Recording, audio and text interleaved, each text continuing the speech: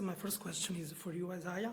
What were the biggest challenges you faced in creating not only the character of Ochi, but also in building, in crafting a world so tangible and vivid that it feels like it has always existed, but at the same time, the audience is only now discovering? Yeah. The biggest challenge? Yeah.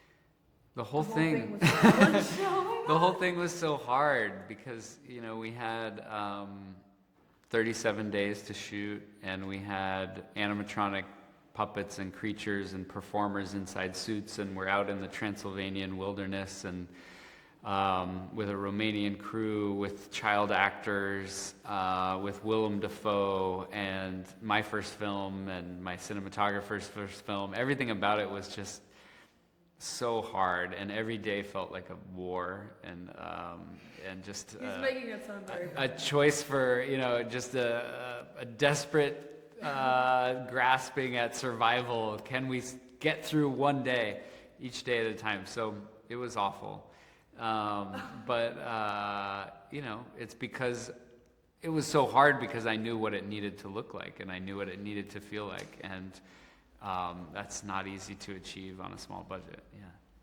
In the movie, Emily Watson's character says that Ochi don't communicate with words, but with emotions. I believe The Legend of Ochi is also a film about how much pain can lie beneath the inability to express and share our emotions with others. Yes.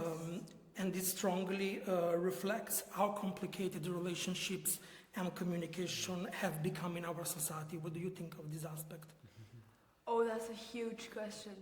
I would write a book about this. I totally agree. It's communication in relationships, either romantic or friendship or with your family, is always difficult, I think. And I feel like it has become more difficult also through social media, phones. Everybody's always just texting. It's not really so much social interaction anymore. People don't face each other anymore that much. And so I think the idea of having a language through emotions, through feelings, without having to say it is something so beautiful and almost like poetic. It's like two souls that are connecting, but not because they're saying like, oh, I love you too. No, because they're showing what they're feeling, and through that they connect. So I think that's a very beautiful thing. Yeah.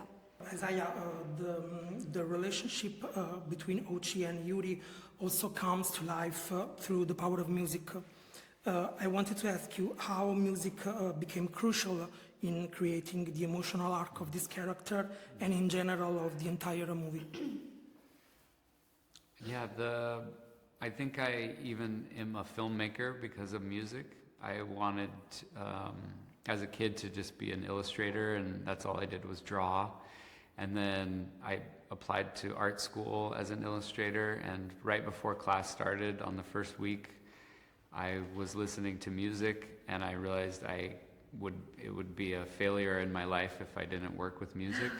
But I was not musical myself, so film is my way of hanging out with musicians and getting to put music up against my images. And I think that music is like the most is a superior art form because it communicates in a purely emotional way, in an abstract way that's timeless and beyond any cultural boundaries. And so as I set out to make my first feature film, I wanted it to be grounded in the power of images and music to tell most of the story, and that dialogue and exposition from words would be secondary to just what you can do with those two things. And then, so that's the formal, it's formally about music, but then in the actual story, it's about the way that nonverbal communication and music might be a universal language between species that might also open up people to be able to express themselves and their feelings.